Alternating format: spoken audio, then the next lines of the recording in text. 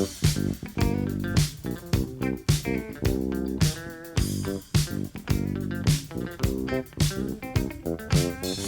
cookies. I love cookies.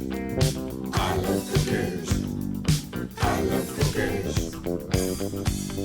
Welcome to Cookies, the world's most influential basketball podcast. The place where each pod is even more perfect than the last. Every ancient grain is older than the prior one.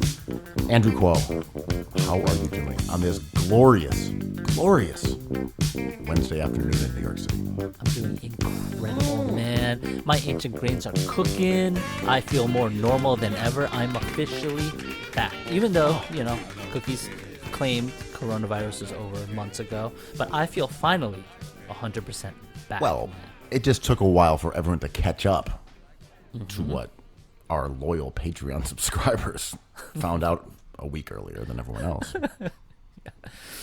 You go out there, I'm just like, I'm mad at the same stuff. I'm happy about the same. I'm willing to wait in this line. I'm like hip checking old ladies out of the way so I can get my food. It's I'm back, baby. Oh, you're down there, Lower East Side, hitting people with that Euro step. Yep. Bang bang. I'm like really annoyed at what I think are tourists, but actually people who own property in my neighborhood. They slow down, so I walk in front of them and then slow down in front of them. Just like the greatest passive-aggressive hits of New York City. I've been griping consistently, as I'm prone to do, about as we slowly reemerge in media for like a month now, maybe a month and a change, and it's still happening. I saw something in the New Yorker today. It was like, what if we're scared to come back out? I'll be honest, I haven't thought about COVID in like weeks. Oh. I don't mean that in a sense of I'm unaware of its existence and how it's terrorizing other nations and the world and how other people in parts of the United States are loath to get vaccinated. These are things that I consider. But in terms of its scariness around New York City at this point, well, we've got a pretty high rate of people who are vaccinated. Things are back open. People aren't wearing masks in restaurants. And that's with New York being far more cautious than not only Florida, but even somewhere like upstate where you don't have to wear masks in the supermarket. Like COVID is visually gone in that regard. So my thing is more settling back into, do we like what we used to be doing versus reacclimating to what we used to be doing?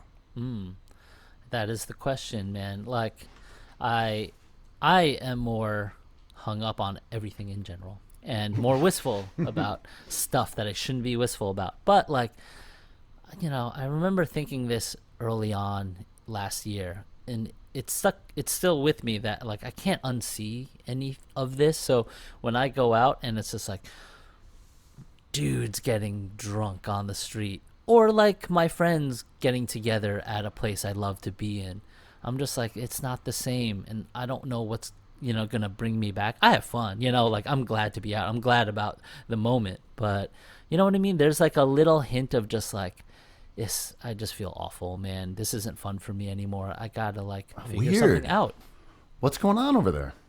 I just think COVID just like crushed so many people I care about that I'm just like, do I have survivor's remorse? I didn't get sick, I didn't go as broke as some other people.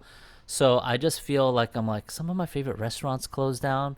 Some of my favorite my friends' places had to shut down, and now they don't have work. And I'm like, I feel bummed about that, man. It's just like still fresh to me. You know what I mean?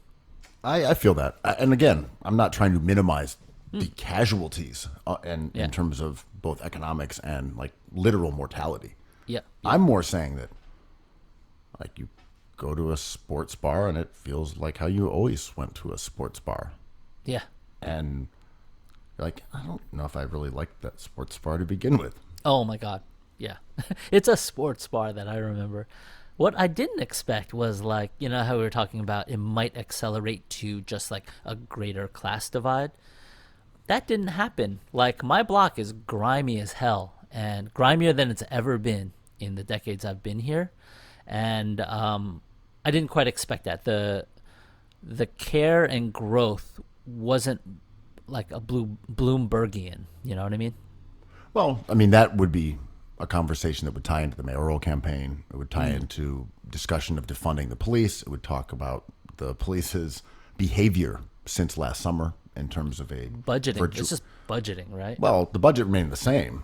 For the cops, it was that they stopped working, and they have pretty actively encouraged the quality of life issues to go up, and it paid dividends. And we can get into the mayoral race in a little bit. But the police refusing to essentially work in many ways, especially when it comes to quality of life things, over the last year led to a surge in support for the cops. A true kick in the teeth for those of us who wanted to see the police defunded. They weren't. They didn't lose a cent. They stopped working. They got more overtime. And then they are on the verge of getting a former cop as mayor of the city. Really, really a kick in the nuts.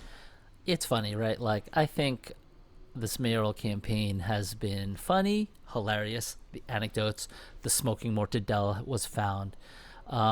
And like, for all the bluster we have on places like Twitter or in sports bars about like how things are changing, we just elected a damn cop who lives in New Jersey, man. That's what I mean. After all this, my one little hope that I clung to was like that COVID was the luminol that showed the crime scene of America. And with that, we could solve this. And instead, we just got the cop. We got the cop. So, like, you know, personally, like, I feel like Andrew Yang kind of faltered in more ways than one. Even for me personally, I was kind of angry at some of the things he said. But not the vibe stuff. So when we were roasting him for, like, leaving New York for a few months. That was when he was riding high. He was at his best when he was being roasted. I mean, but, you know, like, I don't think he was worse. He was just, like, the same. But Adams does not live in New York City currently. No. I mean, he is, and I'm going to be charitable, he is a corrupt, lying imbecile. He is actually corrupt, right? But he is funny. He is very funny. We were getting more educated as to what mayors actually do, which is maybe more than I thought. But he's a Mayor Quimby-ass mayor, right? Did you see his New York Magazine article where he was talking about his favorite concert? What was his favorite I concert? believe he mentioned the one where Curtis Mayfield was my paralyzed. God, so weird. And was saying it was great, but of course it was tragic because he got paralyzed. But in truth, Curtis Mayfield didn't even sing before he got paralyzed by like a falling light apparatus or something. Yeah. Like, just complete fiction. It sounds His like favorite concert was the one that Curtis Mayfield didn't sing and got paralyzed. That was the one. it's as if he was spent his whole life, instead of enjoying the arts, just locking people up behind bars. It's I want to move to Israel after I retire and move to the Golan Heights. What the fuck? I mean, there is no perfect way to do politics. The Golan Heights. Like, you know, we're so on our game on Twitter, and we've like evolved to this point that I don't even like quite recognize the arguments anymore as anything except just the arguments to have on Twitter. And I think Twitter doesn't have a big effect, as we're seeing, right? Like, Eric Adams is going to be the mayor, and like, we don't evolve as fast as I think we do sometimes. Like, pizza slices are $5 in New York City, and they're all pretty delicious now. You can't eat that $1 slice bullshit. Like, that stuff is like the new buck in town that people claim is classic. But now, if you notice, like, it's pretty like high-end pizza now. A one topping will cost you $5, and I'm like, oh, there's a serious evolution here, right? Like, okay, I just want to ask you a question about that. What's up? The $1 slice. I've probably had a couple of those after eating and beer at bars that were across the street from $1 slice sometimes. It's $1 for one beer. Mm-hmm. I would never search out the $1 slice. But if it was immediately convenient, it was like a less than desirable outcome, but a very easy one. They're generally utterly mediocre. But Yeah, they're it's not, okay. They're not awful. No, definitely not. I mean, we got pizza woke, I think, with the help of like Dime Square Legend Scars, about like the most ancient of grains, or which grains is this crust more ancient than the next. So like when I eat the dollar slice, yeah, it has like that in the moment endorphin kick, but it's like soft, doughy Domino's wheat and toppings. Right. I'm saying it's flour, water, minced tomatoes, and a light sprinkling of mozzarella. Yeah, and not Which to is be, not terrible. No, pizza's good. But like not all flour is created equal, which is an annoying thing to notice. I know it sucks, but like the highfalutin pizza consumer. But there's some damn good pizza out there, and if you just ask why, it's just like, well, it's like a mix of our proprietary blend of flours. I'm like, oh shit. When did you become pizza woke? Probably to be totally honest, when Scars jump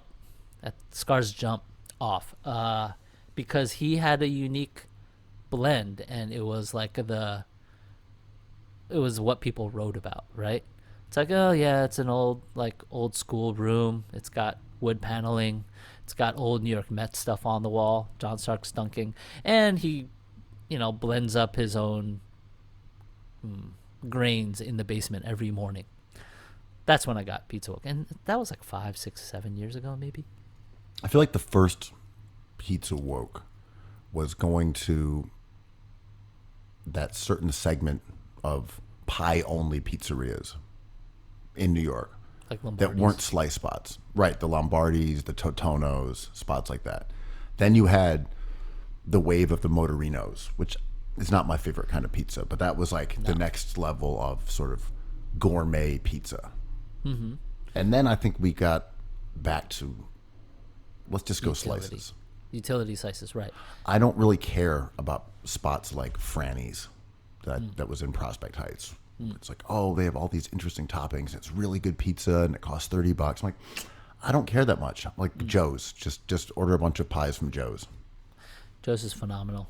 But you have to buy reheated slices at Joe's. If you get Joe's delivery, it ain't the same. That's true. It's a little more of a limp biscuit.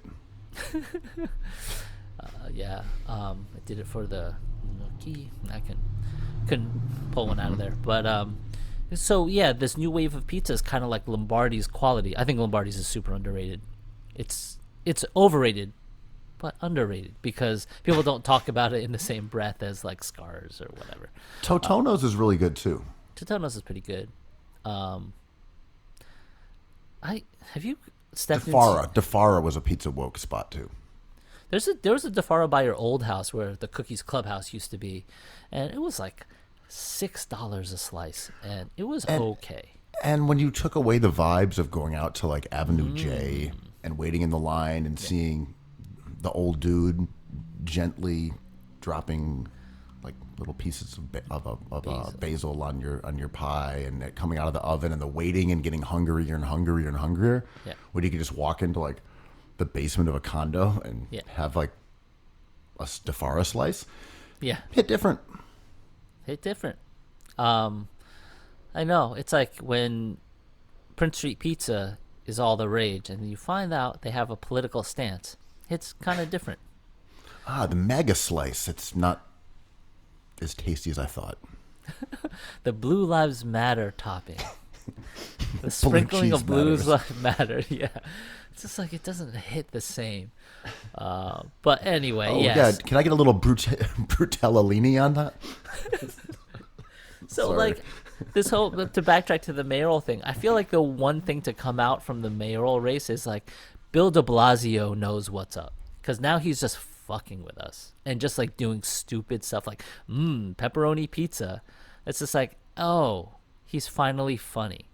I mean, not like haha funny, but like, I know what you guys care about. Here's some gruel, These guys, Eric Adams is a politician. He's been like Eric Adams groomed has for a this. really fascinating backstory. What's up?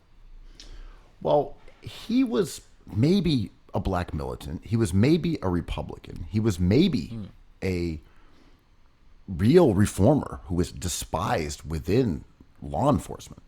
Yeah. People don't like him. But at every turn, he has been a opportunistic self-promoter. It's kind of impossible to tell who he is and what he believes in, other than Eric Adams, described in third person by Eric Adams, should win. I don't know what he actually believes about anything. I don't think he even has a clue or cares remotely about any of the things that he mentions. Yeah, when Yang was saying stuff, I'm like, you should probably stop saying stuff. But he probably gained votes by that weird homeless talk, which I definitely disagreed with. But what happened with AOC's endorsements? How come they didn't pan out for the progressives? Was it too late, you think? Was there no plan? I don't know. I think if people had gotten behind Wiley earlier, it may have made a larger dent in the Adams law enforcement community. The people who kind of wanted his law and order message, I think, could have also been intrigued by Wiley's message, which, even though is very different, kind of hits on the same targets. It's just two different approaches. Where Adams was really strong was with black property owners and people in public housing. By demographics, if you look at the maps, that's where he crushed it. Right. And I think that there's reason to believe that Wiley could have appealed to those same groups in a way that would have taken away votes from Adams, had perhaps she been more prominent early on and been more than kind of like a fifth, sixth place, also ran until the AOC endorsement gave her that boost within the last couple weeks. Yeah, it's like the timing of politics is so interesting. Like, when do you want to be when do you want to be the front runner? Because you don't want to be the front runner in the beginning. Like, when do you want to unleash takes? When do you want to unleash support? I love all that stuff. And when people get it wrong, I'm surprised, but I don't know how to do it better. And Adams was really fortunate in that regard, that a comically flawed candidate didn't really get scrutinized until the last week or so, when it's too late. People had already made up their mind, and you didn't really have the full trickle-down effect of Twitter to media to people who aren't like updating their feed every 10 minutes. Yeah, and I know somebody who didn't want to vote early because they're like, a lot of stuff happens in the last week. Like, these guys do a lot of talking, so like I want to be there for that. And I'm like, that's a good point too. And the voting system kind of probably influenced Adams' win as well, because he was we were making fun of him for that the Premio Gate, but it turns out just having his name floating around is important, because when you look at the ballot, be like, yeah, people have been talking about this Adams guy. But to the point you made before, and that we've talked about, they found the mortadell. The smoking mortadell was They found it. They found it. Yeah. They found the mortadella stash. And that really should have been it. He doesn't live in New York City. It's funny how when it affects people or doesn't affect people, like whatever the emails, it really affected Hillary, maybe. DT said was a lot of awful things, and it didn't affect him, right? Yang said some really questionable things. It affected him. Adams, despicable. Pretty good. The Yang campaign was weird because Poorly done. On one hand, he may have only jumped out to that start because he had name recognition from his presidential run. For sure. Like, that could have just been it. Yeah. I do think he did have a charm that resonated with people. Yeah. And in my opinion, that advantage dissipated when he started listening and abiding by the people who were behind Buttigieg and the people who were behind Bloomberg. And he started hewing towards more of like a focus groupie style way of approaching mayoral decision-making or a platform. And all of a sudden, it was like, well, he's now wildly pro-Israel. He's pro-cop. But he was running as someone who is... Which is how you win.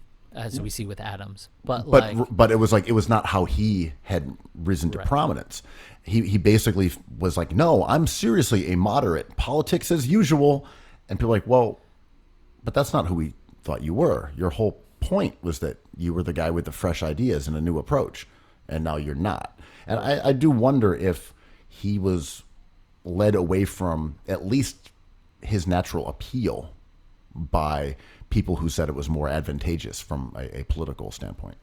Yeah, I mean, I agree with that. It's like the knock on him being an outsider was interesting to a lot of his supporters, and to me especially.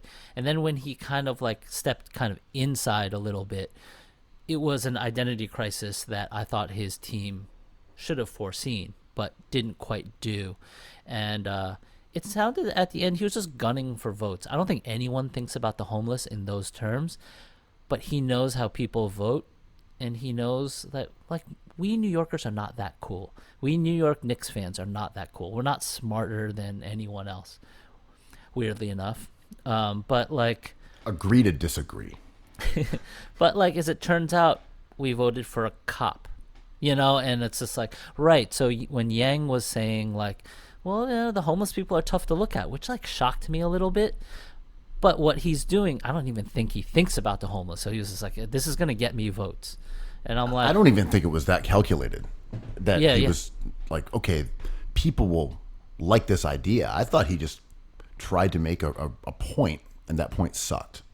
I didn't like it, but also we are weirdos, right? And, like, I think people who are in the uptown and own property here love to hear that stuff. And it was kind of shocking for me because, yo, man, you know, our friends suffer, and we know people who have been homeless. Like, this, it's not as I just simple don't as think that. it was even as calculated as Yang saying, okay, some people are going to vote for me because I'm going to say this. I think it just fell kind of in line with what he'd been saying about law and order, about we need to have, you know, more cops in the subways, less quality of life crimes. We need to clean this place up and make it good for business and tourists. And I think the way he so unsympathetically described the plight of homelessness in New York was just through the filter of that idea, like clean up these streets because, you know, tourists are going to come and they're going to see a homeless person and he's going to be yelling or pooping or make them uncomfortable, and they're not going to come back. They're going to tell their friends.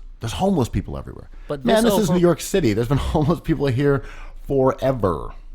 Yeah, and, you know, I was thinking, I mean, I think his whole strategy, as you said, was to get votes. So, yeah, this was just like a piece of that, which was disappointing to me because I don't think you look for legitimacy. I think you look for a chip, and that doesn't look the same to me as a politician. But I was thinking about the homeless problem, and, like, as a damn tourist, I don't know what the hell I'm doing, and I don't have an easy solution for this because, like, people who are like, well, if you're helping people who are homeless, like, we need help. I have a job and I can't afford daycare, and I'm like, ooh, this is so complicated. I don't know what the hell I would do, you know? I mean, you know, without going into a whole discussion of how to solve homelessness. Yeah, I don't know. I'm like, okay, let's throw a couple $1 billion at it. That's a lot of money, though. People want that $1 billion. Right. I'm saying that would be my solution. Okay, let's just throw $1 billion at it, and I bet we can make a difference. I bet we can put these people into housing. I bet we can put them into rehab, and I bet we can make that problem, that just sort of composite problem of homelessness and drug addiction, significantly less visible, less painful, less of a blight if you are someone like Andrew Yang. Because it's odd that the conversation about homelessness has devolved to the point where people who are sympathetic to the homeless and the unhoused community are like, let them sleep on the benches, let them eat trash. They're like, no, we can do better than that. It doesn't have to say cops roust them versus no, let them sleep on this grate. I'm like, we can do better. We can give them apartments, and we can give them, you know, drug treatment, mental health care, medication, jobs. We can money. actually give them money, do stuff. It doesn't. Yeah. The end doesn't have to be rummaging through a dumpster and then sleeping under an overpass. And we're like, we did it. We let them live their lives. Right. can do And better. like and I'm with that. And but the criticism to that is also like I'm like right too. It's just like, well, what do we do about violence? If you want to defund the police and then pour money into taking care of the homeless, then like you're refunding that. I believe in refunding everything. Like I believe in cap space. If you're a bad basketball team, like get space. But the first thing you have to do is make sure you have a good GM, and make sure if you have $2 billion for the homeless in New York City, make sure the person doling that money out is like smart, and maybe he's or she's expensive, you know, like, because people with visions are extremely rare, Ben Simmons, and like it has to be done right, because it can spiral out of control so fast if you don't have like a clear plan. And I don't like defunding anything that is hurting, but in order for it to work, you have to have some talent figuring it out. I mean, my solution in all these cases is take it out of the cops' budget. They can't solve crimes. They don't solve crimes. They don't lower crime. Just there. Which is Maya Wiley's thing, right? Like she wanted this. Yeah. I'm like, if the cops have $7 billion, let's take half of that and dedicate that to things like homeless and the generators of crime and the generators of the things that scare New Yorkers, instead of having a force of men and women with truncheons and tasers and guns rolling around trying to prevent it after it's already occurred. Yeah. And like, I think people like us will always exist, and we've always existed. This is like a trope almost, because we end up putting a cop in the White House and we end up putting a cop in the mayoral seat, and it's just like more police state, you know? Dude, police state too. Like, the answer to a police state is more police state. The answer to defund the cops is more cops. It's just wild, dude. Over the last year, we got a cop in the White House and a cop as New York City mayor, after a summer in which we nationally agreed with the largest public demonstrations in history that the cops should get less money and that we needed to reform the law enforcement system in America. Like, we got it. Let's empower the police. I mean, it's weird what people think of as a whole, and how voting works, and like how our small, not only Twitter, like my parents were like this, right? Like they fled China because of their political beliefs, and they were like always on the edge of something and kind of poking and prodding and getting in trouble. And I remember asking them when I was a kid, I was like, when does this end? Are you going to get what you want? And my parents were like, no, because people like us don't change anything, but we just have to try. And I'm like, well, that's depressing. And they're like, watch a damn basketball game. Well, so the problem is ours. If we shift our desires to more cops, we will always be the victors. More cops, more power for cops. Wow, look at me, 2-0. Yeah. And I don't think it's like New York. I was going to say, I don't think New York City voters wanted a cop, but I think they did. I think they wanted like a stern like fist and like some law and damn order. Vincent D'Onofrio, stand up. That's what we wanted, man. I mean, we're not cooler than that. Which doesn't even make sense, that the response to the last year is we need some law and order around here. But it does go back to that one point that I made earlier, that law enforcement strategy of doing nothing for a year, You're smart.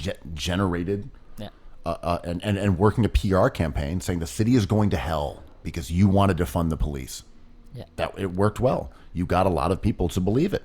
The New York Post was complicit. Daily News was often complicit. It was a drumbeat of the city is out of control. People want to get rid of the cops, but look what the city is like. Well played, NYPD. Or, yeah, in a checkers way. Or not well played people in opposition to it. Because this was the first thing they were going to do. It's like, well, you don't like my food? I'm going to stop cooking. Like, ew, checkmate. Like, I mean, what are you man. supposed to do when the police unions have the power they have, when de Blasio is fearful of the NYPD, when they have a virtual extortion racket going against every large metropolitan city in the country? Very tough to beat unless you have a united front against it. And even then, when you have massive public outcry, New York didn't defund them. New York did not take a dime away from the cops. They pretended to by transferring some of their budget to the Board of Education that was still dedicated toward cops and schools. Did not take a dime. And that was still enough to make the NYPD just basically stop working for a year.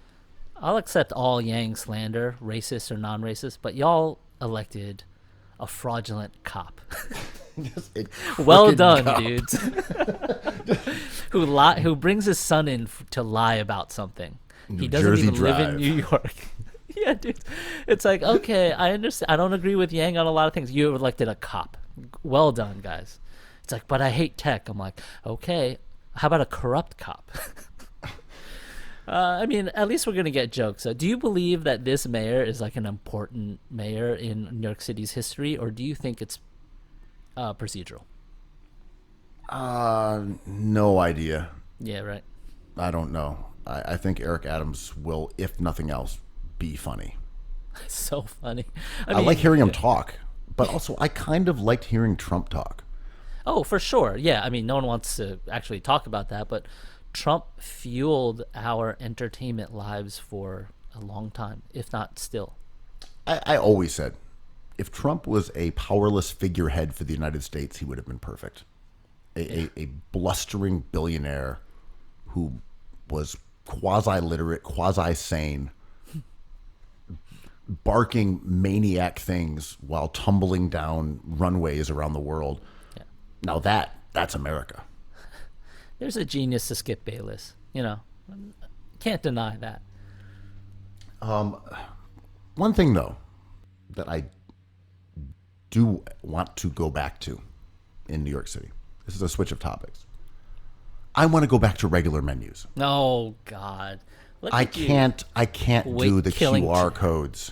Tree killer over here, man. I know. That is the only possible excuse for keeping QR codes. I hear that. Like, look how many trees we don't have to cut down if it's all digital and we don't have to actually print up menus. I hear that. That is true. Mm.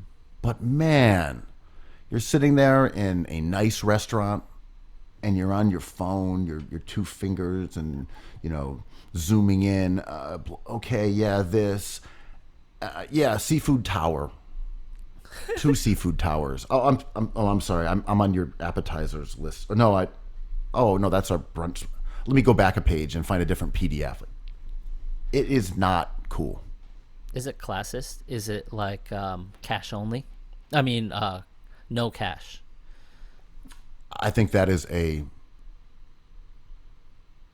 negative that I am willing to also get behind. Just another blight on the QR code culture. So I went to, I hadn't seen a couple of my buddies together in a while, and we were like all ready to go. It's been years, and one of my friends got a reservation to Bemelman's, the bar inside the Carlisle, like the illustrator of the Madeline books, and it's one of the New York place, right? There's a documentary about it on Amazon. We go in there. It's just like we're so happy to see each other. We know we all want a single martini. Mm-hmm. We're in the room. Some of us are dressed up nice for this, and it's just like scan the QR code for our menu, and we're just like uncouth. And I remember my buddy being like, "Oh, this is not what I imagined coming back would be." And it was just like, we ordered a couple cocktail shrimp. Everything was fine. Everything was great. But I was like, as somebody who is full of whist, I was like, where's the beautiful menu? You're the Carlisle Hotel. Where's the script? Where's the little illustrations? Like, what the hell, man? You can't make a menu look good on a PDF that someone's checking out on their phone. It doesn't matter how beautiful it is. Unless you're the interns. The cookies interns can do that, but no one else can. No one else could. That's because of their lack of gruel. Yeah. You should see the menu for the interns. Just Even says less gruel and just diminishing small fonts, tiny type. At the end, you have to bring out a magnifying glass and it just says gruel. It's the same amount of gruel, just different listings for it. Multiple listings for the same gruel. But yeah, did you go somewhere that this? I mean, I don't care if it's like a fast casual restaurant, because that has a charm to it. But when you're like dressed up and ready If to you dine, are at, say, a carnival, I want to get some loaded fries and a garbage a- plate.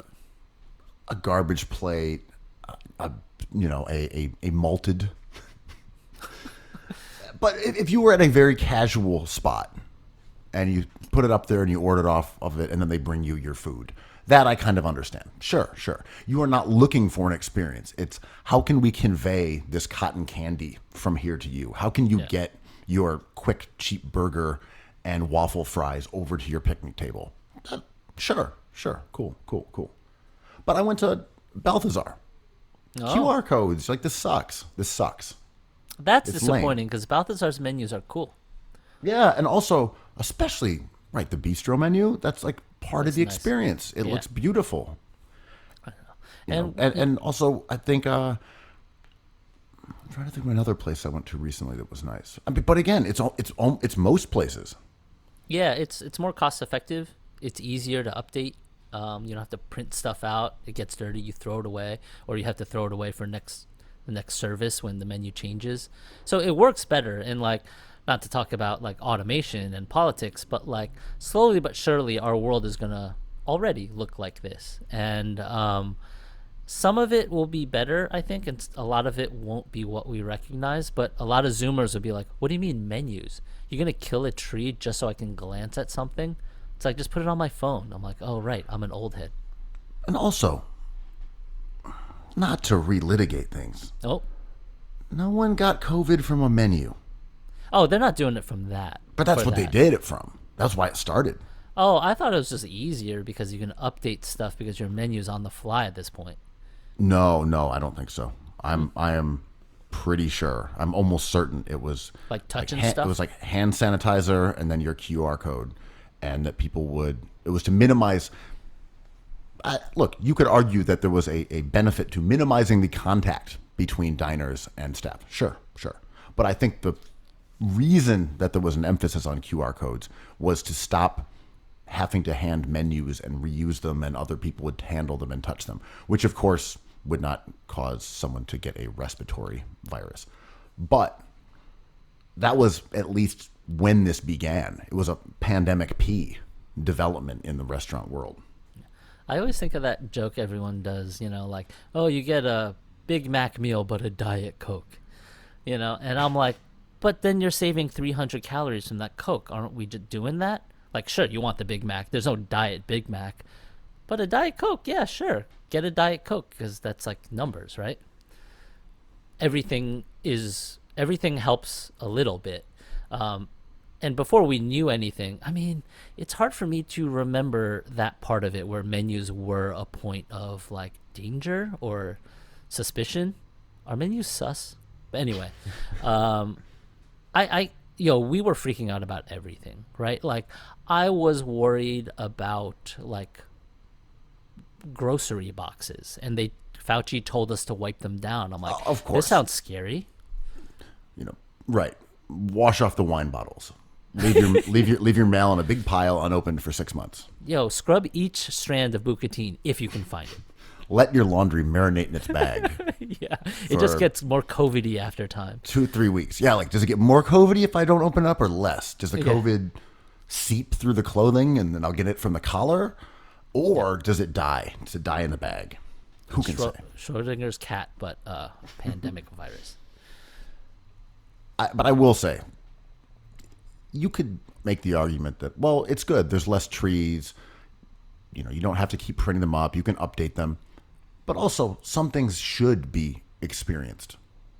Because you could make that about any kind of meat. Well, we shouldn't serve cow. Okay, done. Well, you shouldn't serve pig. No. Okay, you can't do this. You shouldn't have a drink. You shouldn't do you shouldn't have dessert. Like, we can just keep marking off things that aren't good for an individual or a society indefinitely. We can extend that as far as you go. Well, you shouldn't take a cab. You shouldn't drive a car. You shouldn't do this and that. Sure, slippery slope.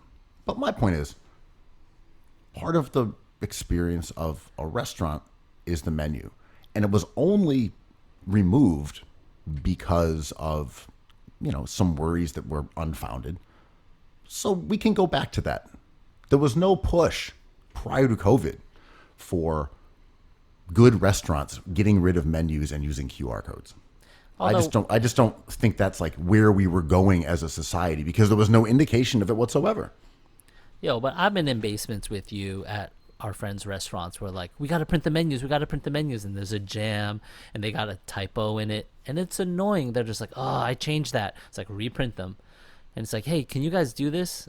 I think our buddy's restaurant in Greenpoint, I was there for like a service, just hanging out, and they were just like, the printer's offline. Can someone hook that up? And I'm like, oh yeah, this is another problem that is annoying to a chef's life, Oh, I think that's true. And I understand why restaurants wouldn't want to do it. I'm saying as a consumer, looking at your phone in a restaurant, and it takes away the communal element kind of looking at a restaurant or a menu with somebody. I love that. I love pictures. I love pointing at stuff. Yeah, it's design. It's just removing one of the small, beautiful parts of going out for a nice night. Sitting in Bemelman's, squinting at your phones, trying to argue amongst each other about which, mixed nuts you're going to order. That sucks. Mm-hmm. Yeah, it's like being a day one cookies fan, devouring each perfect pod after the next, and not getting a book. It's like not getting a physical book to coincide with your wonderful experience of just being an ethical fan. Oh, are you referring to The Joy of Basketball? Encyclopedia of the Modern Game, which is available on pre-sale, comes out October 19th on Ibram Books, because it sounds like that's what you were mentioning.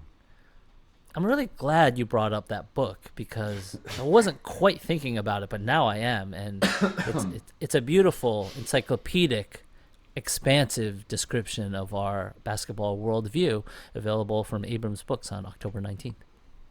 Okay, so moving along. I got some news. Oh, shit. So, in past months, I have been unable to find bucatini. We scoffed at the shortage, and I can't say how real it was or how real it wasn't, or we're if hiding our just dealing with feelings. hoarding. Yeah, totally. We use laughter I have not to seen. help us. I have not seen an available box of bucatini on a shelf in months. Maybe it's where I'm going. There's a lot of bucatini aficionados who are just snatching them up as soon as they hit the shelves. I couldn't say. What is this? A hollow pasta? I'm buying it. But I went big. How big? I bought a case. Damn. Okay, you sent me a picture. I know. 20 bucatinis. Yo, legit boxes of bucatini. You got a case of the forbidden pasta. This is going to last me days. If not weeks. If not hours. Okay. So I have questions for the audience. I had posted a photo of it on Instagram of the bucatini box, and someone commented back, "Are you cooking?" I was like, well, forever. Yes. Yeah, sure. When am I not? Yeah, I'm just going to make 20 boxes of bucatini real quick. Okay, why Dechico? Why that brand? The brand that was available. People love that brand. It's got like that chalky extrusion to it that like sauce clings to. Not my favorite, but my favorite Barilla is like anti-LGBTQ, so I can't buy that anymore. But and I have not seen Barilla bucatini. Yeah, I have not either, come to think of it.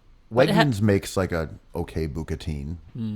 I don't know what company is actually making that. There's no like Wegmans bucatini factory. Someone is making it and they're repackaging it, but solid. I don't know who it is though. Who else even? There's a few other brands, but they're more sort of artisanal. If you will. And they have like tied ribbons and loose bags, and they look very attractive. And I see one, I'm buying the hell out of it. Another question is, what's the plan? Are you just going to lord over your riches and jump in it like Scrooge McDuck? Yeah, or do I go Elaine Bennis with it? Like, is this meal bucatini worthy? I mean, you do it for the gram, so it kind of has paid for itself already. Your clout has maybe doubled since you posted that photo. Yeah, my clout is soaring right now. I agree. And People know how much bucatine I have. And when you have that much bucatine, someone could say, oh, even if he eats 3 or 4 boxes of this, he's got 16 left. Like, yeah, you want in on that bucatine reserve. I'm a hoarder, baby. yeah. You went from a bucatine boy to a bucatine boss. Bucatine man. You growed up, man. Wow, it's your bucatine bar mitzvah. So I don't know. Do I rashly plunge into my bucatine, or do I meet it out in small, like quarter-pound increments? I want to know the scarcity of bucatine. Like, was there like only 3 left, or do they have many cases? I was unable to buy it individually. I tried. But what website did you? What middleman did you use for this? Get out of here, man. Come on. Use Amazon.com. Oh no, come on. No, never. Wow. But yeah, Bucatine I boys? can't give up the bucatine plug. Come on, man. No, I won't do it. All right. But like, okay, Let me just say I went to the source. the sauce. Okay, my second question is, what's the fucking plan of attack? Do you go red sauce? Do you go butter? Do you go pancetta? If you're trying to save sentient beings' lives, do you go impossible? I mean What's happening, man? pancetta, tomato sauce, It's a red wonderful pepper sauce. flakes, some Parmesan, some Romano. That is a beautiful dish. Beautiful dish. I bought 10 pounds of fava beans too. Okay. They're going to be connected at some point here. Did you buy some nice Chianti, and did you buy a face mask and like a hand truck to be strapped in? Did you make friends with someone named Clarice? I'm just over here thinking about lambs. Maybe a lamb pappardelle. Listen, there's a basket and it puts the lotion in it.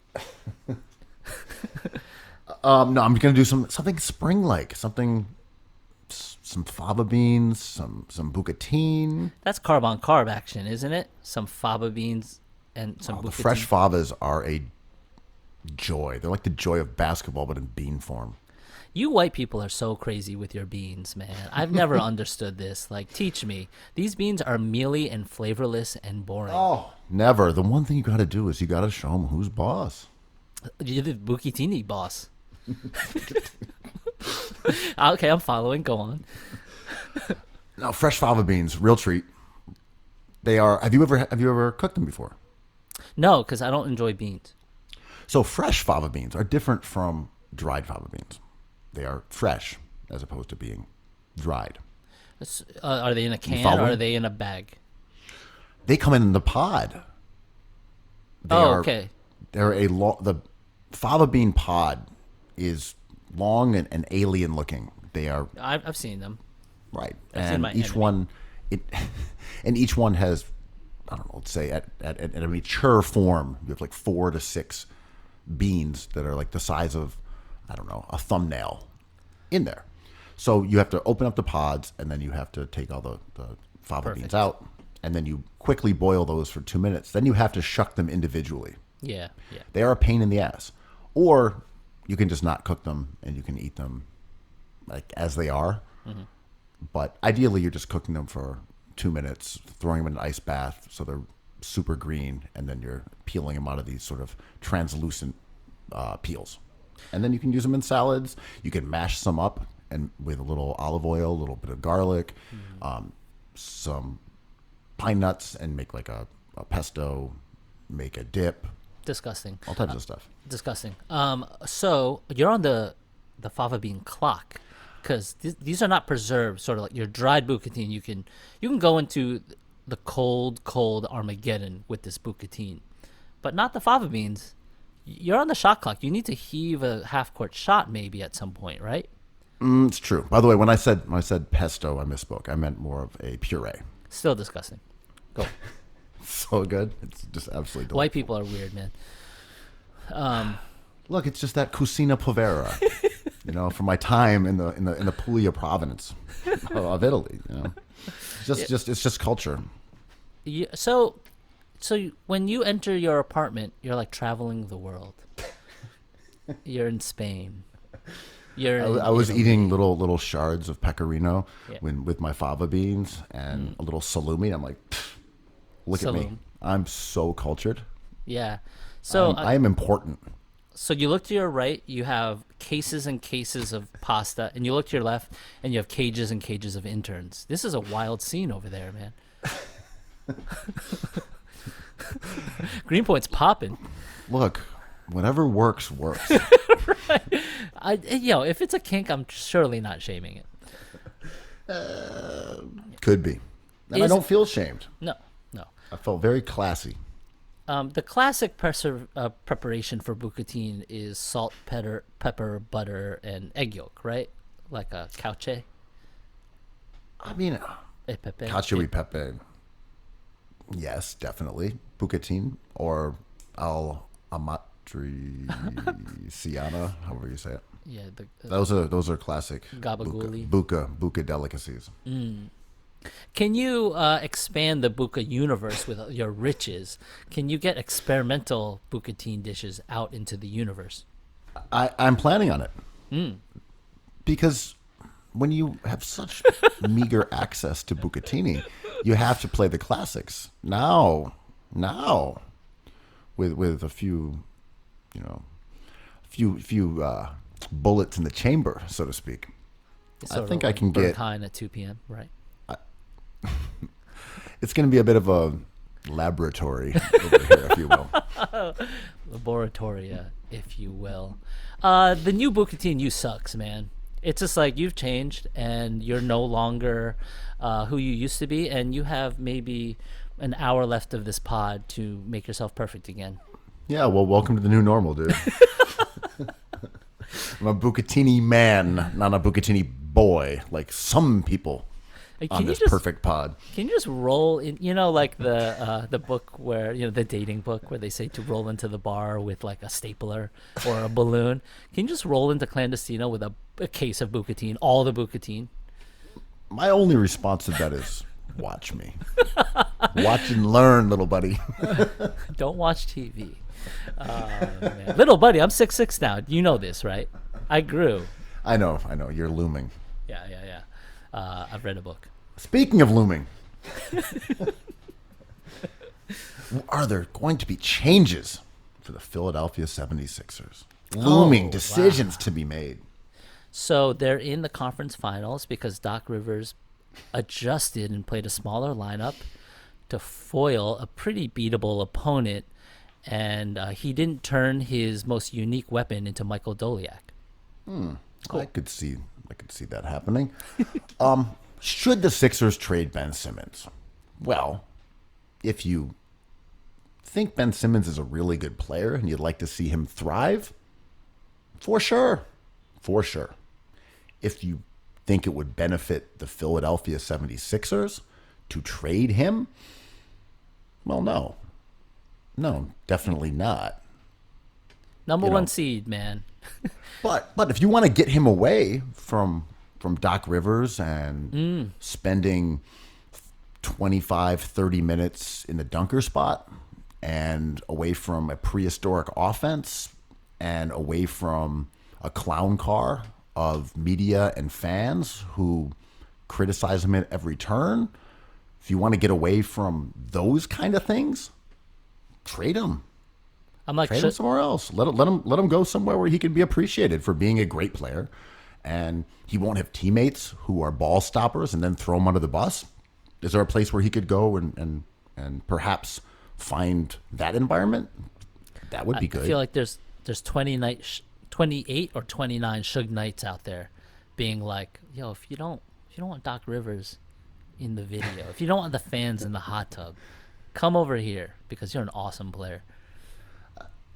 I mean, the idea that the Sixers should trade him and it would make the team better is absolutely nonsensical.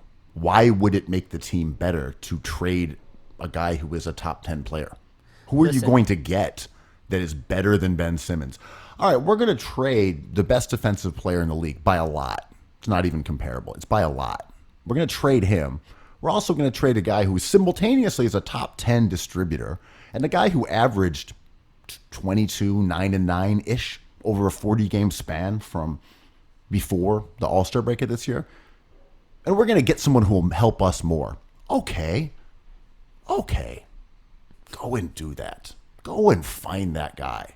Someone who is better than the most unique amalgam of playmaking, distribution, and versatile defense that we've ever seen. Go find someone who helps you win more than that, dude. Absolutely. All you have to do is ship Simmons trash ass out for Zach LaVine, and then acquire another perimeter defender who's a distributor. That's all you have to do. Boom.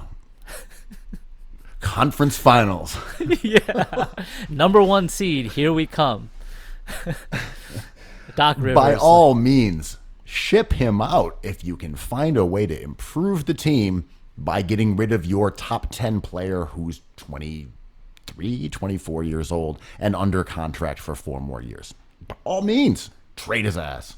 Get him out of here. Doc Rivers coaching Zach LaVine up. 1 game away from the conference finals, being like, stand in the dunker spot or walk the ball up and hand it off to Tobias. Go. I mean, that series was frustrating to watch. I was disappointed. I was disappointed that the Sixers lost. Of course, I was rooting for them. I'm not some psychopath. But I will say I have not enjoyed watching the Sixers play since the All-Star break. And you blogged about it on cookieshoops.com before the playoffs started. And I don't want to present that as an I told you so, because it was about what had been happening and how those things should be changed. Yep. And they did not change those things. And everything that was mentioned in that article continued in the playoffs and ended up costing them that series. Mm-hmm. Like, if you want to lose to a team that is worse than you in terms of talent, play like that. Yeah. Have that point of view for sure. If that's your goal, yeah. If you want to lower yourself down and make it more difficult to beat a team that you should always beat, then by all means, underuse Ben Simmons. Play lineups that are horrific when it comes to scoring. Play guys like Tyrese Maxey in Game 7, who I love. I love as a prospect. He's adorable. I have high hopes for him. No reason he should be playing in Game 7 of that series. The guy hit a true shooting percentage of 45% in 77 minutes. You can't put him on the court in Game 7. And I love Tyrese Maxey. I liked his spark plug minutes in a few other games. You can't play him in Game 7, man. You can't do it. Yeah. By all means, though, if you want to lose to a team that you should always beat, keep losing at the margins over and over and over and over. And they still might have gotten away with it. It was a coin flip. Yeah. If not for the injury of Danny Green. Yeah. You looked at the Sixers offense with Danny Green and you looked at it after, it was completely different. Now, whether that was partially because Joel Embiid and Tobias Harris started missing a lot more shots, that was part of it. Of course. But I think it is worth at least mentioning that their offense stopped functioning nearly as well when Danny Green went out. And I do think this kind of goes back to what I've always said about Ben and Joe. Put them around 3 James Ennises. That when the guy who just catches the ball and shoots it, makes quick decisions, and gives it back to players who can do better things than they can from a creativity standpoint, it worked. And when he was out of the lineup and you had Thibault, who is not a ready shooter, and you had Korkmaz, who wants to put the ball on the floor and wants to make more things happen, it had a negative effect on that starting lineup. Mm-hmm. And that was with Seth Curry going crazy too. So all that to say, Sixers could have gotten away with all the mistakes. They could have gotten away with Danny Green's injury. They could have gotten away with suboptimal performances. They could have gotten away with all of it and won that series, but they didn't. My conspiracy theory is Doc Rivers was working with the NBA, and they were like, okay, you can sweep the Hawks. Everyone knows this. But can you stretch this out with some drama? You'd be like, oh, totally. I'll just turn this into like a 90s offense where our best player our most valuable player, walks the ball up and hands it off to Tobias Harris, and we'll make this a 7-game series. And when he lost, he was like, "Oh, what happened? We were supposed to win that." That's my conspiracy theory. He was trying to get those ratings. The ratings are very important, everybody. Let's be worried about these ratings. Oh my God, the ratings are up. Oh no, thank God, people are watching the games. Whew. Oh, in your face. Yeah. Someone who said ratings would go down. I'm So- like, I don't care about either side here. This is going to have the worst ratings ever. Ha, the ratings are up. I win. Yeah. So does Doc Rivers have the work ethic? Does he have the bootstraps to pull himself up by to make the necessary changes in this offseason? Because, Well, you know, right. Sorry, go ahead. I want to hear what you think. I mean, Ben Simmons has said the team has a plan for him to get better. And it's, For Doc, right? Yeah, for Doc Rivers to get better at coaching. And when asked, Ben Simmons says he's not really sure. He couldn't answer the question is if Doc was the right coach to lead this team to a championship. He just couldn't answer that question. Look, I think Doc has a lot of abilities as a coach, but he's going to have to spend some time this offseason, working on his craft. He's got holes in his game. He's got to get out there in the gym every day and work on adjustments. He's got to work on updating his 1992 playbook. He's got to learn the fundamentals of plus minuses when it comes to deciding rotations. He's got to figure out how to use small ball groups. And he can do it. He is a talented coach, but it's going to take a lot of sweat. It's going to take a lot of effort from him. And look, I'm more optimistic than other people can. I think Doc has the work ethic to become, a capable coach in 2022. He has all the talent. It's the effort and time that he has to put into coaching in order to push this team over the hump. And he's got the support of this team, the heat of the moment, people say stuff, but the team supports Doc Rivers and wants to see Doc succeed. But does Doc want to succeed? Does he want it enough? Is he putting in the work? Is Doc aggressive enough as a coach? I mean, does he take one play at a time aggressively? I mean, it just comes down to work ethic. Yeah. Does he want to improve as a coach? I mean, is he coaching with the wrong hand? Did he pass up that substitution because he felt Gallo over his shoulder? It's hard to tell. I just don't. I think he got shook, man. It's hard to say. As someone who loves Doc so much, it's hard to admit it, but he's scared. He's scared. He's scared to coach. Yeah, too scared to coach. I gotta say, dude, coming back with Doc Rivers next season Oh no. is hard to wrap my head around. I know he will. Yeah. He's got 4 years left on his contract, and he makes a ton of money. Very popular coach. People like him. But imagining this happening again next season, where Doc does not adapt to obvious problems, plugs along, and he didn't adapt to the bitter end. That was what I almost respected about it. It was fuck reality all the way home. Game 7, Dwight, get your ass out there. I've done this all year. It has never worked. The season is on the line. Well, I'd be betraying myself if I did anything else. I almost respect it. I mean, it's amazing because it's so you're watching Doc Rivers and Dwight Howard in the playoffs. It's like loyalty is an amazing thing, right? And either it works for you, like Taj Gibson and my boy Tibbs, or it becomes Dwight Howard in 2021, just kind of WWFing his way through a Game 7. It's like Game 7. We will bring Dwight Howard out. Played 7 minutes, -5. There we go. Made sure to lose those minutes. Excellent. B-ball Paul, that's a joke on the internet. I never play a rook. It's like, dude, just use him. I mean, again, I was not that upset by the loss in terms of not being prepared for it. I was highly prepared for that loss. Oh, for sure. Yeah. As far as all the criticism of Simmons, well, I would just say this.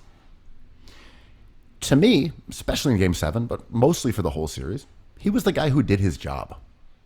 His job, as defined by Doc Rivers in a way that I did not think was the wisest approach, was for Ben Simmons not to score, was for Ben Simmons not to touch the ball in the half-court offense.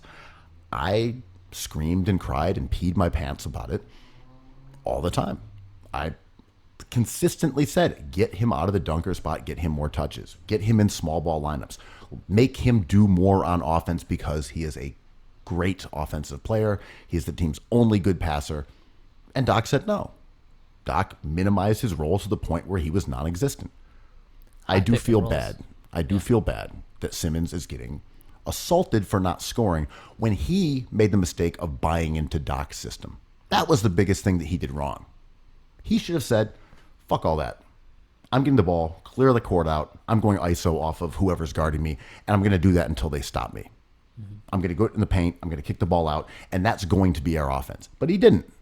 And you can knock him for that. But then you're knocking a guy who's in his early 20s for abiding by what his coach wanted to do, and by abiding by the team's offense, and abiding by what he was expected by his teammates to do. So I look at Simmons, I'm like, well, he generated 34 points on 13 assists in Game 7. Trae Young for the series had a true shooting percentage of like 53%. Ben, against Ben, Simmons is the one who did his job. His job, as defined by Doc Rivers, was not to take shots. Like, we can look at the play where he dished to Thibault and say, oh, he could have just dunked that. He could have laid it in. And this is emblematic of everything we've been saying about him. You can view it that way.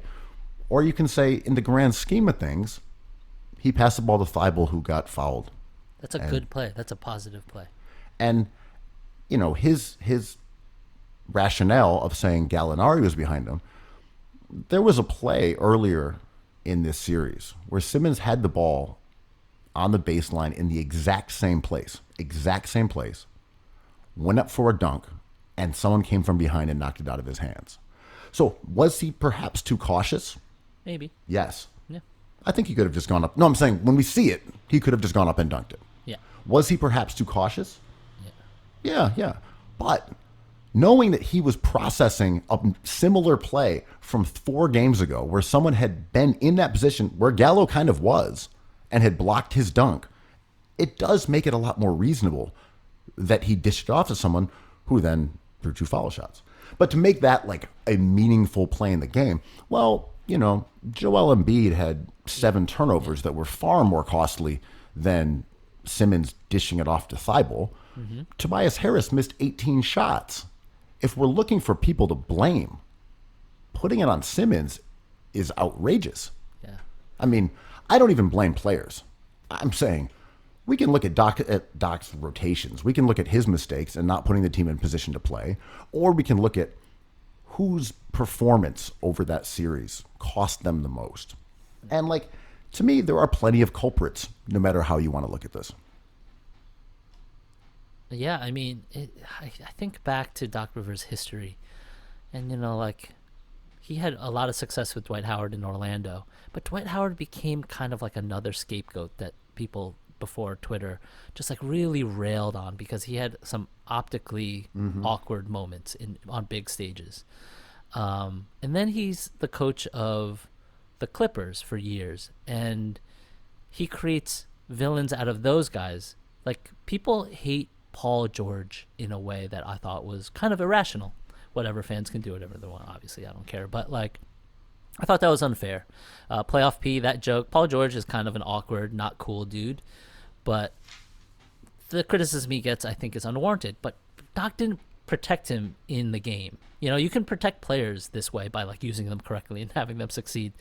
And then he goes to Philly and he stokes the flames of the Simmons mob. And Doc kind of of course he's a boomer, but he's a master gaslighter, right? Because throughout this, he gets criticism too, for sure. But the way he justifies losing games is, I think, I like it. You know, he's balanced. He's just like, listen, we didn't win. Back to the drawing board. Our team is good, whatever. But I'm like, you can do something before that. That you don't have to put yourself in this position all the time. And, like, protect your guy, man. Because I think anybody watching that series, if you weren't, like, an emotional Sixers fan, who I love, it's like, why are you using Simmons this way? Why is he walking the ball up and handing it off to Seth Curry, who then has to take his man off the dribble as Simmons sets a high pick and roll or tries to create some sort of look for Curry? Like you said, like, why is Korkmaz creating so much? It just felt like the point of view gave the Hawks a chance, and it came up their way. I think what's again a bummer is Simmons being trashed by everyone when he was the one who sacrificed the season. He was the one who scored less. He was the one who touched the ball less. He was the one who didn't get his own lineup in which to thrive and run the floor and kick passes to shooters.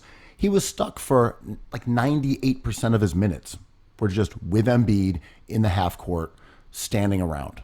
He never got a chance to do the stuff post All-Star break that he's always done. And that was a bummer because Embiid got what he wanted. You know, Embiid didn't want Tyronn Lue as the coach because Lue was a clutch guy, and that was perceived as being favorable to Simmons. He got Doc. He got an offense that solely focused on getting him the ball.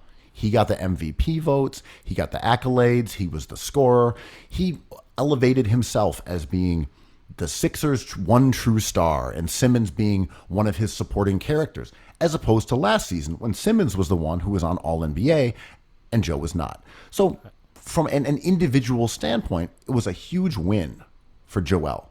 He flexed to get the coach he wanted. They ran a system that put the ball in his hands, and he turned into the face of the franchise in a way that was jeopardized the previous season. Great. Good job. But ultimately, that ended up kind of burning him because, one, it made the team worse overall, but two, late in those games when Joe was getting gassed because he had been touching the rock over and over and over, it would have been nice to have some help. It would have been nice to have had plays when Joe could have just gone and chilled and Simmons could have taken people off the dribble and created threes. Instead, play after play was an Embiid ISO. And after a while, they were predictable. The Hawks had ways of defending it. The Hawks wised up. You know, Joe had 7 turnovers in that final game. Yeah. I think Joe is fine as a closer, but that doesn't mean he played well in that role in this series because I don't think he did. And beyond that, he didn't have to do all the work. Like, he accepted that load on his shoulders, which is like the boomerific way of approaching it. Like, I want it all. I want all the responsibility. Give me the ball. The best player on the court wins the game. He didn't have to do that. Yeah. You know, he could have shared the responsibility in a way that benefited the team more than it did in this series. It's odd, like we were talking about the mayoral race and us voting in a police officer as our mayor. Like, did we not learn anything from the Warriors? Like, you know, the Warriors are not very likable. I kind of love them, but like, I get the criticism behind them and their identity. But like, they played this beautiful basketball in big moments in the finals that, like, I thought was going to be influential. But what we really did is elect Eric Adams as our mayor. Like, why aren't these things happening that you're talking about? Like, creating looks, using the talents of your team to create a bevy of looks that the defense has to account for, and taking the pressure off your best player so your best player can be your best player. Yeah, I think it was just a bummer to me to see Joe got what he wanted, Tobias got what he wanted, because he wanted to dribble and he wanted to shoot and he wanted to chuck up shots whenever he felt like it. Yo, he missed some layups, man. He didn't want to stand in the corner. Yeah. You know, he got 20 field goal attempts up in game 6. You know, he got, I think, 24 field goal attempts up in game 7. Yeah. You know, Tobias was able to do all the things he wanted to do. You know, Dwight was able to get on the court. All this stuff. You know, Simmons was asked to sacrifice in a way that no other player who's on his caliber, an all-NBA talent, like, written in stone. He was named that, has been asked to do that I can remember. And he's the one who gets slammed and roasted and is like, trade Simmons. Not cool. If you want to be a 5th, 6th, 7th seed, yeah, trade Simmons. Imagine a team without Simmons, and then imagine a team that isn't at the top seed, right?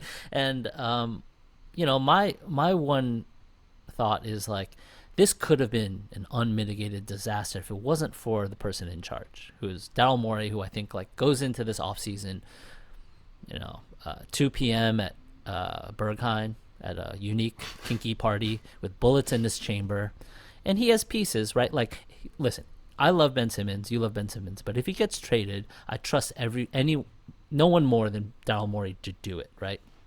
Yeah, I agree. If he says there's a trade out here that I think makes us better, Yeah. I don't think he will trade Ben Simmons because it is what the rampaging mobs of casual fans demand. Yeah. I don't think he will make that decision because of the emotional frenzy of Sixers Nation. No, yeah. I think he is calculated in a good way and considerate. But Tobias Harris is tradable. Like, he's gotten away from criticism in a way where I think a team would take him, and he has some value. I kind of like, if there was a silver lining, I would say this kind of very disappointing defeat would give Morey an excuse to be like, yo, Doc, ascend to the heavens of the NBA front office, and then we'll replace you. Like, this was disappointing. Maybe you want to be the czar of vibes at the NBA. Yeah, their dynamic is strange. I thought it was fairly clear from my vantage point. I could be wrong. I don't have any information that proves this. It's just my Source opinion. close to this. No, I don't. Sensor. I'm saying I don't. This is just my opinion. Okay. Is that just me? Just saying stuff. Just a here. bucatini boss. That's the bucatini talking. Talking his talk. Is that I don't believe Doc used this roster how it was designed to be employed. I look at it and I see Joe and Ben, two guys who compromise defenses and open up teammates, and I see an army of spot-up shooters. And to me, that was how the Sixers were intended to be used. Dwight Howard threw a wrinkle in it, and Doc, of course, as we've discussed for months on end, was willing to adjust everything in order to keep Dwight Howard on the court. Everything. Mm-hmm. His rotations, his roles. He took an all-NBA player and put him in the dunker spot Insane. for the second half of the year and the postseason in order to essentially accommodate Dwight Howard. It's fucking crazy. Yeah. And he never flinched. Even after Simmons won them that game 6 when Embiid was out, played spectacularly in small ball lineups, went right back to it. Mm-hmm. Game 7, season on the line. Dwight, you're my guy. So, I think that was not how this team was intended to be used. Yeah. Could Morey come back and say, all right, Dwight, thank you. We'll let you move on. We're going to go and sign a center who can shoot. We're going to get that Luke Cornett, that elusive stretch 5. And we're not going to give Doc a choice. Any buffoon. We're going to get a buffoon. We're going to get a doofus. And that's what that's how we're approaching this season. Yeah. I'm not going to give you a single traditional big, except for Embiid, who can space the floor and has a ton of gravity, 18 feet inwards. And we're just not going to give Doc an opportunity to play lineups that aren't small ball or aren't with a stretch big. He just won't have that option. Here's your backups. There's no Mike Scott. There's no Dwight Howard. There's B-Ball Paul. What do you want to do? Your call, Doc. Play whoever you want. Does he go full Moneyball, Billy Bean versus... It came out like 40 years ago. Like, we're still doing this with one of the best teams in the NBA. It's like, well, do I have to take away your players so you don't play them? Like, I mean, he kind of did that when he traded Bradley at the break. Yeah. I mean, Morey, I don't know. I am full of optimism with this team because these two players are great, and there's moves to make. And the best GM in the whole sports world is in charge. Mm-hmm. So, I think it's going to be a really exciting offseason, and that's my real solace here. Is that it was the prior administration, I think they would freak out and make a foolish trade that would deal Ben Simmons off for someone who was like a generic combo guard who could sort of shoot. Like, okay, we got D'Angelo Russell and a future first. You're like, CJ okay, McCollum. R.I.P. Kings. Yeah. But if Morey deals Simmons for someone who is on a similar plateau, we Or were a not bunch of players. we were not necessarily opposed to him trading Simmons for Harden. Oh because my God, Harden's great. Harden's a genius. Yeah. I thought that trade could go either way. There was a lot of questions about Harden, and think of how people would be losing their fucking mind if Harden had done what he did for the Nets in Philadelphia. If they had traded Simmons and Thibault, say, which was apparently the asking price, Too much. then Harden went out, had an injury, missed a lot of the late season, and was a shell of himself in the playoffs, and had 1 year left on his contract now. People would be losing their minds. Yo, that's why he wanted to go to a small market, man, to avoid all that criticism. So let's talk briefly here about some basketball that's still being played. Yeah. Last night's game between the Clippers Woo! and the Suns rocked. That was amazing. Fun as hell, man. You got your case of bucatini. I got a little taste of some basketball, playoff basketball. We're all happy, man. You got both, so you're just like rich beyond belief. Everyone wins. You win more. Yeah, still everyone wins. That ending was so spectacular. The one thing I wanted to say was I'm really happy that the Suns won that game. Even though I was fine with seeing it tied up. I was fine with Paul George being the hero versus the GOAT because I want a Paul George redemption arc. I'm all in on that. I think he's a spectacular player. He's had an amazing postseason so far. He's great. He's a great player, and it was a bummer to have him go out there and brick two free throws. I'm like, ugh, Rivers. I know. Yeah. Ooh, Doc. Yeah, he had a phenomenal game yesterday, and he kind of shot like 2 game winners and bricked those 2 free throws, and it just sucked. I love when he has an angle to the basket and the defenders converge and he slows down into that Euro step where his strides are so long and he just somehow ends up getting to the rim like a second later than you would anticipate, but covering so much ground. Those plays are so smooth. He's just a magnificent basketball player. Always been. Love Pandemic P. I wanted to see the Clippers go up for that reason because I think the Clips gonna clip kind of idea is ridiculous and kind of mean, but funny too, obviously. I was rooting for the Clippers during the game, in part because Chris Paul wasn't on the court. If Chris Paul was out there, I don't think I could have rooted against him, but he wasn't, and it was. But the Suns are still lovable. I like Booker. I like Ayton. I like Saric. Mikal Bridges, man, I like him so much. I even like Cameron Payne going from a guy who was essentially out of the NBA to being a heavy contributor. Great. Like they are a remarkable team. I like Monty Williams. I like everything about him. But I also liked, the idea of Paul George leading the Clippers without Kawhi and redeeming himself. So I liked both of those teams, but I thought that the Suns got some lousy whistles down the stretch. And I specifically hate that call that Jeff Van Gundy also about. Back in the day we had a long discussion about this. I really dislike that, and I don't think there's any way around it.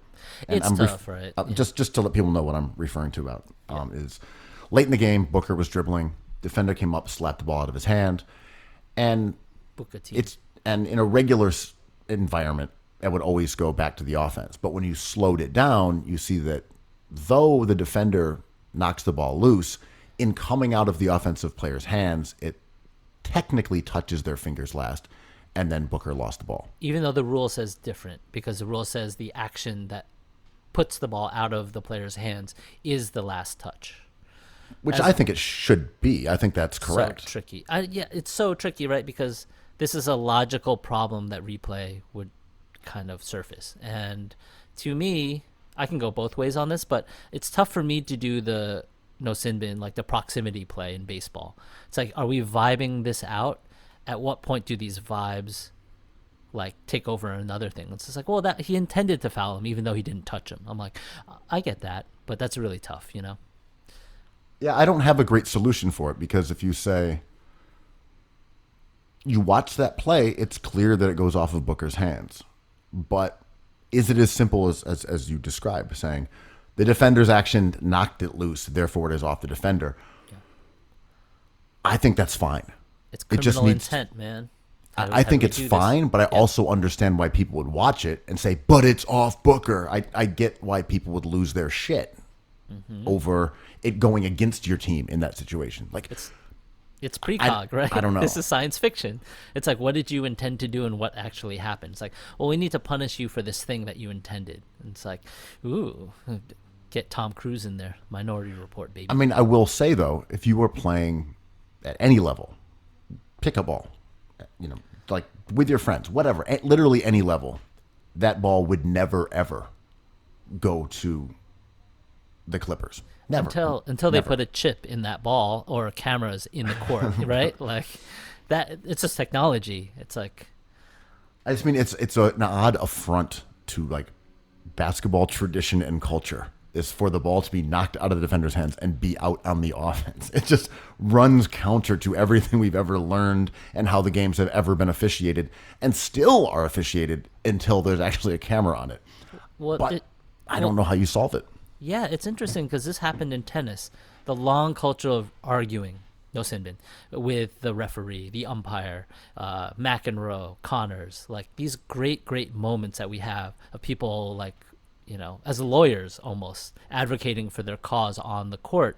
And until we got cameras, and now that is totally taken out of it. And when the ball went the opposite way, Booker didn't even complain. He was like, well, yeah, the replay showed it. And you had no drama there, right? Because it was empirical, but at what point do we come back to the cultural side of it, as you say? And I think there is a value in culture.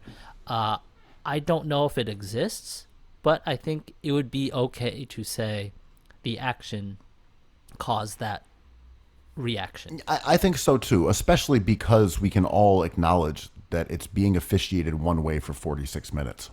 It's and then so say, weird that the last 2 minutes changes. Ooh, it looks like we're right past the 2-minute mark in the game, and arbitrary yardstick. That's not on you, Booker. It's clutch refereeing, you know, to those last 2 minutes, worth more than the first 2 minutes. I don't know. Maybe you just have to live with it, but I agree with you. I think it should be in that situation. It is if the defender knocks the ball loose and the ball does not like re-hit the offensive player, it should be off the defender. Yeah, I mean, it you gets know what I tricky. mean? Like if you knock it loose and it doesn't like hit their knee or they don't reach for it again, if it's like straight out of their hand, you just say, hey guys, we know this is weird, but it's out of the defense. Yeah. And it's funny how Van Gundy was complaining about how long the last 2 minutes took. If I'm not invested in either of these teams as of day one. Okay, I'm a day one of both. But I wanted it to get it right. So when it doesn't seem like it's gotten right, it's frustrating. The time doesn't matter to me, right? I got nowhere to be. I'm not going out there looking at no menus. I got no bucatini to boil. But like, do you want me to put together a little care package? No, I want to earn my bucatini. I want to be like Doc Rivers. I need to make the adjustment. It's on me, man. Yeah, maybe I'll talk to you later. DM me later. But that game was wonderful, and the Clippers are somehow more interesting without their best player, which is rarely the case. I don't believe in the Patrick Ewing theory at all because Paul George is on that court. But like Kawhi's style of play is amazing. I love it. He's a world eater. But having Paul George and these guards running around frantically, chucking up threes, and Batum playing center is very pleasing. I completely agree. It's just a more interesting team. And I also think part of that is that, you know, as great as Kawhi is, one of the greatest players of all time. So good. Yeah. Is that him and Paul George are a bit redundant. Mm-hmm. So when you need someone to make those kind of plays that Paul George normally makes, they just kind of go to Kawhi. Mm-hmm. Mm-hmm. So you're not getting two different elements. And that's what is frustrating about the Sixers, is that they have two different kinds of players. that's actually more complementary They're a than perfect having fit. two guys who Yeah. play together. It's like, oh, no, you got to have another guy who wants to go ISO late in games. Like, but one of them wants to do it and is good at it. They can't both do it. So with Kawhi and Paul George, I don't think you get to see Paul George unlocked when he's out there with a slightly, and in some ways maybe significantly, but I would say a slightly better version of him in Kawhi. Yeah, yeah. I mean, in a vacuum, would you rather play this series against the Suns with Kawhi or with Paul George? If I could only have one of them, I would have Kawhi, just because we've seen him Oh my God, he's good. just go crazy Yeah. and robotically dismantle teams. The Terminator. Yeah. So I would go with Kawhi for sure. But I also think that his absence it does not remove what the Clippers are trying to do. It doesn't change them dramatically and require a complete upheaval of what they're doing, because Paul George is similar to Kawhi in that regard. What would be the best NBA story for the finals? Paul George going there or Chris Paul? For For the normies, culture. it's Chris Paul, and I love Chris Paul. For the subversive, it would be Paul George going there and winning. Yes, that's what I want, man. I want Paul George to win it all without Kawhi. Oh, amazing. That would be the most thrilling, I think. It would be thrilling, and I would love to see it. But I do just want Chris Paul to at least get to the finals, and they can't both do it. I want to see Chris Paul at least with a shot at getting a chip, because he's old. And at least with Paul for George, sure, for with sure. Paul George, we're going to get a chance for more redemptions. With I Chris agree. Paul, we may not get an opportunity this good. I'm a bit fatigued by. I love Devin Booker. I think he's fun, cool volume scorer. I'm not a volume scorer hater, but I'm a bit fatigued of the narrative around him. It's Tatum-esque a little bit, being like, is he the best player on the planet right now? And I'm like, he's scoring a lot. He's some really great games. He's awesome, but like, you know how our brains collectively want to push for narratives like, or stories like, is this a changing of the guard? I'm like, well, like Paul George versus eventually Chris Paul. You know, like the Hawks are young, but like it's Giannis again. I don't know. Like, I want to have a more fun Devin Booker conversation, except we are getting like kind of a PR campaign. Yeah, I am a Booker fan, and I become one over Yeah, he's good. the last few years. I think he improved a lot in terms of not only scoring efficiency, but especially being a playmaker. Yeah, and he he's got leveled much up. much better as a passer. He's a very, very, very good offensive player. Yeah. But overall, I mean, to me, there's no comparison between him and Chris Paul Oh yeah, Chris in Paul's terms of like who is MVP. the engine Yeah. of this team. That said, they've beaten the Clippers twice without CP3, so like they're just a strong team. Like, Yeah. much respect to the Clippers, to the Suns for nicely dovetailing the insertion of Chris Paul, who just always makes teams good, Yeah. with the developmental curve of young guys like Booker, Bridges, Ayton, and then some smart pickups like Saric and Crowder. And as we said, Campaign. that campaign for my real friends. Yeah, I mean, I've always been oddly fixated with the Suns, to no specific reason other than I thought they were taking the same path as one of my favorite teams, the Knicks. They were kind of like rebuilding in the same way and making the same mistakes. So I always kind of felt an affinity towards them. I didn't love the Ayton pick. I still think they should have taken Luka Doncic, but like, it's awesome that these players ended up really good. Mikal Bridges, I wish, was a Sixer, but I love Zaire Smith. Mikal Bridges is awesome, and I think he's had arguably a better career up until now, arguably, than Devin Booker, but totally different kinds of players. The Booker thing is interesting with the playoffs because, again, we are not huge subscribers to BPM, but just as like Yeah. a thumbnail of I guess one man's idea of Sure. statistical excellence. One leprechaun for them one all. leprechaun. Yeah. But it's Chris Paul's BPM for the postseason is 5.7. Then Cameron Johnson 4.5, Cameron Payne 3.8, Ayton 2.5, Crowder 2.1, Saric 1.7. Excellent. And then you get down to Devin Booker at 1.5, who is seventh out of guys who are playing, real minutes. Saric has not played that much, so let's say sixth. Yeah. I mean that's fine. That's you Very look at his good. numbers. Yeah. He's playing well. He's efficient. He's scoring a lot of points. That's great. But I think the thing to remember about Phoenix is they have a lot of guys playing really well, and Booker is doing his job. He's scoring points effectively, hitting big shots. He's doing a good job. But they have a lot of guys who are doing the stuff that he isn't as good at. Yeah, for sure. It's a well-built Defending, team. yeah. Shout out to James Johnson. Yeah. LeBron. James Jones? LeBron's guy. Man, They did a LeBron great job. family tree. Yeah. There were some really negative articles written about Phoenix and how they didn't have a plan.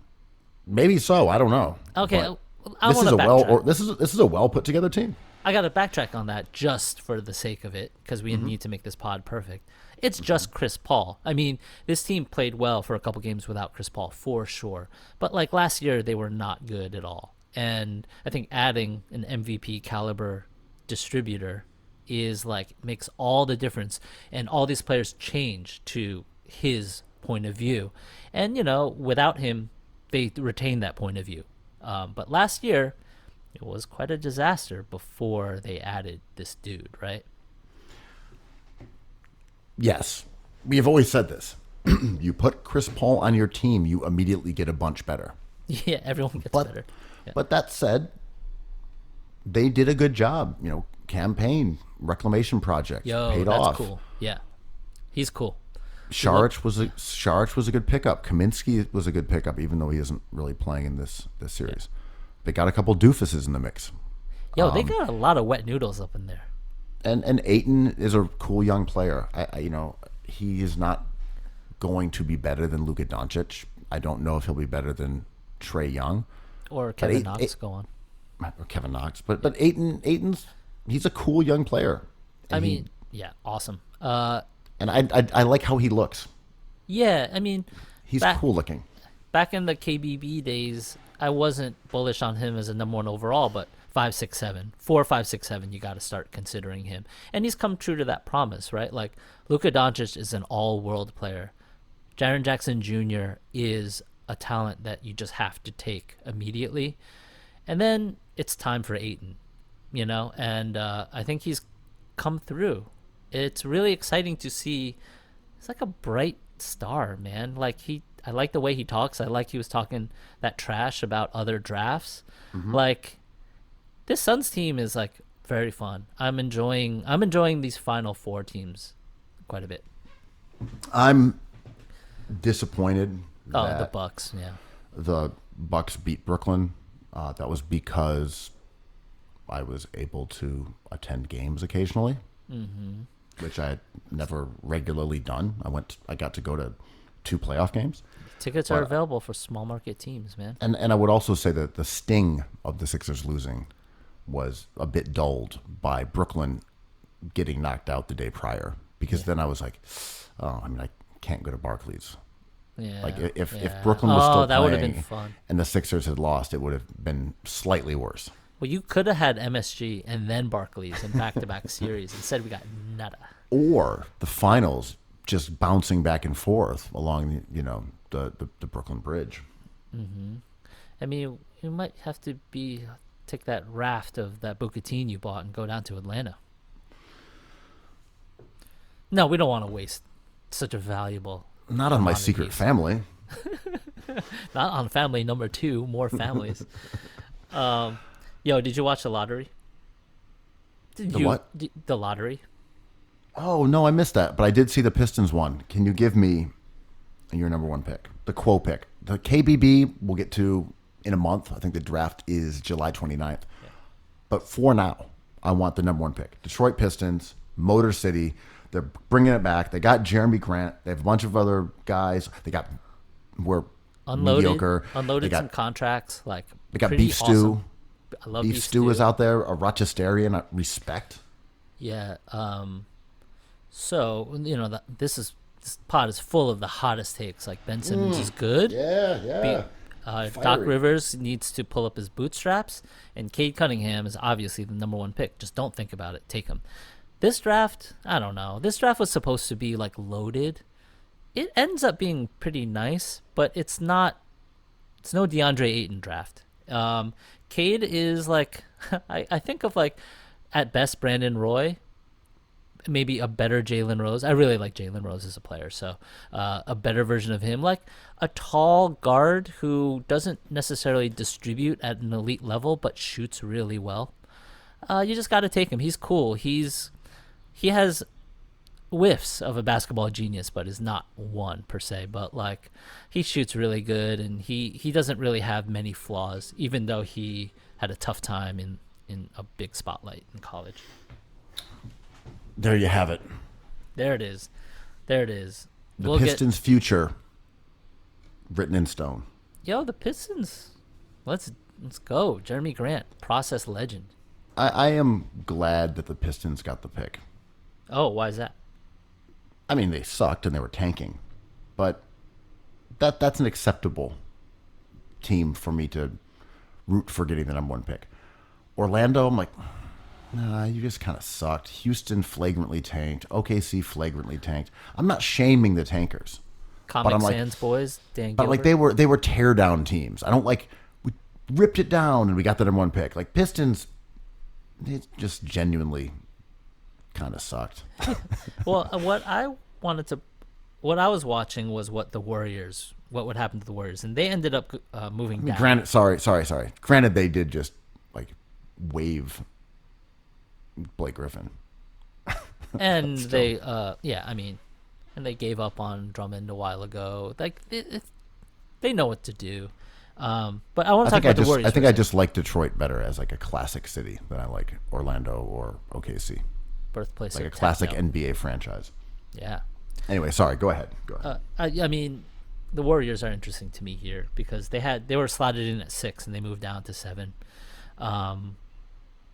They shouldn't use that pick. So I'm just wondering what moves they would make if they're getting Clay back and they have Weissman and they have this pick, like what they can get in return. I'm just curious. There was some Simmons haters were saying Weissman and a bunch of picks for. Oh, definitely. Do not do that. That's exactly what you do if you want to win a title with Embiid. If you want to go to the playoffs, don't get Weissman. But get some draft picks and a bad big man who can't shoot. Like, yeah, definitely. That'll really help the franchise. Good idea. Which is interesting, right? Because our buddies, shout out to Max from Golden State fans, are just like, hells no, we won't make that deal. And I'm like, oh no, you don't want to win a title. I mean, Simmons and 2 of those shooters is just insane. Insanity. It's a joke. Simmons and Draymond Green together is just insanity. Putting Simmons on that team is unfair and maybe the most fun thing we've ever seen, right?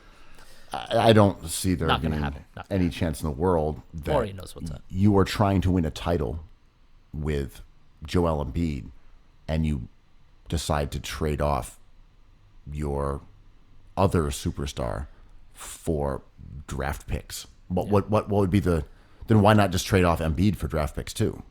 Because now you're trying to change your like future outlook. Now you're trying to put together a team 3 years down the line instead of winning a title now. Then trade everybody. Then just rebuild, tear it down. And that's why I don't think the Warriors are going to keep this pick. But I thought this last year, too. I thought they held on to some pieces a bit too long, but maybe the right deal wasn't out there because everyone knows what Andrew Wiggins is. 29 teams do. That one team in relegation could still fall for it. But I don't know. I don't think this lottery was that interesting. I don't think this draft class is especially interesting. But I love this shit. Yeah, I mean, Orlando's got 5 and 8. That's kind of cool. I don't really know what they'll do with it. I don't know how Orlando is going to look like as a team when you come back and if Fultz returns from injury. Orlando, that's a weird team, man. Orlando at this point just doesn't really have a team that I can sort of concretely wrap my head around. They got rid of Gordon and Vooch and Fournier. I don't know what Orlando is. Should we talk about the procedure for a second? Have we talked about them giving up on their coach and giving up on their point guard? Oh, we haven't mentioned Kemba getting swapped out for Al Horford.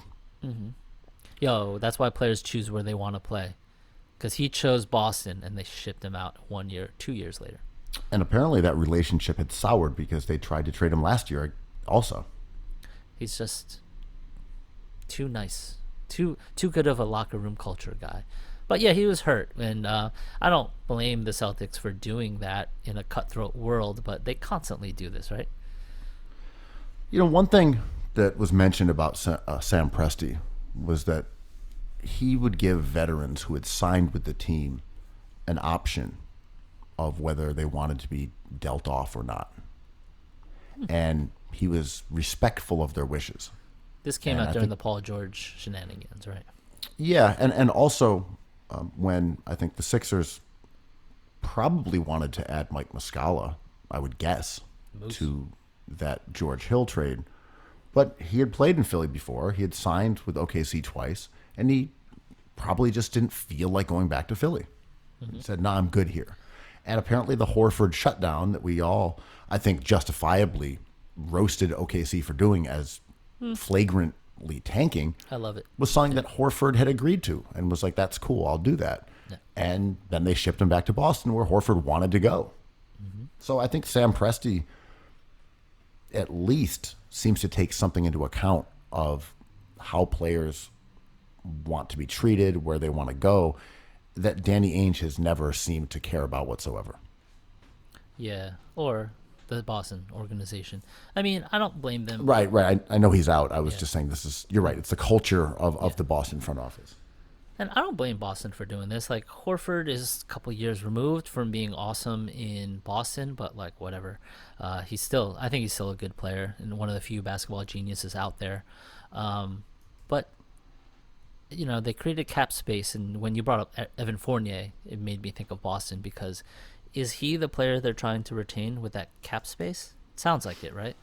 I guess. I think getting Horford makes them better. I do too. Having Kemba, because they just needed more of what Horford brings to the table, which is some defense, a guy who looks to make the extra pass, unselfishness, good percentages, can spread the floor a bit in a way that guys like Daniel, he has one of the more rare combinations: adequate defense and can adequately shoot.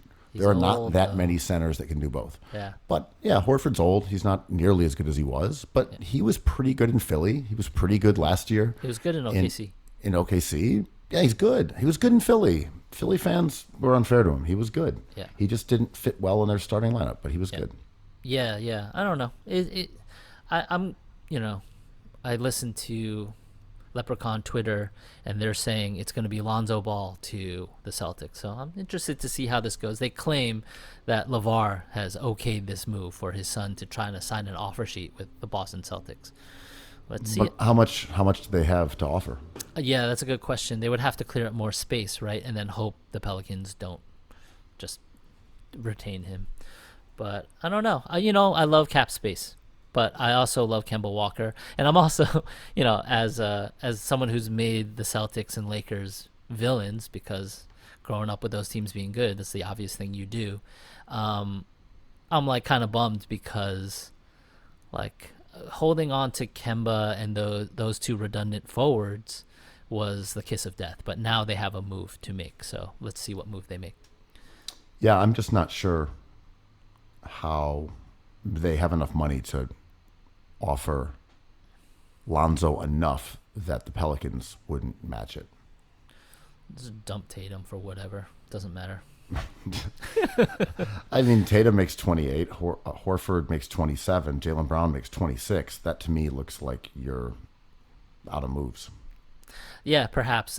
So, the people that I like to read on Twitter were saying, like, it looks like it's Fournier because he's kind of slots in where that cap space is.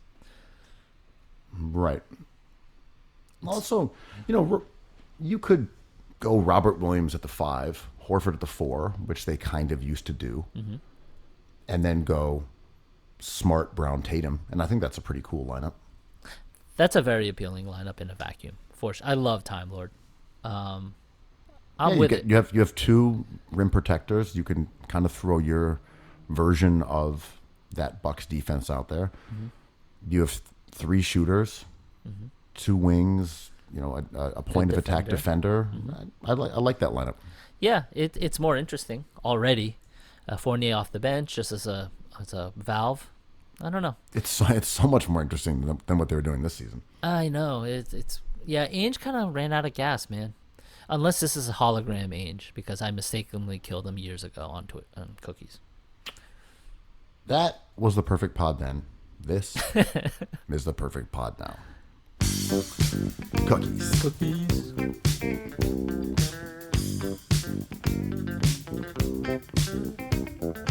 I love cookies. I love cookies. I love cookies. I love cookies.